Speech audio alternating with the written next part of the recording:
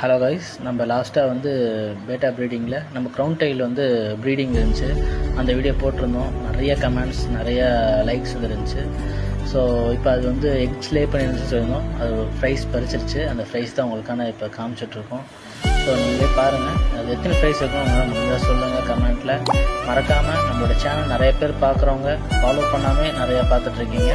So follow பண்ணிக்கோங்க, நம்மளோட சேனலை அப்டேட் பார்த்துக்கலாம். ஸோ உங்களுக்கான வீடியோஸ் தான் இது.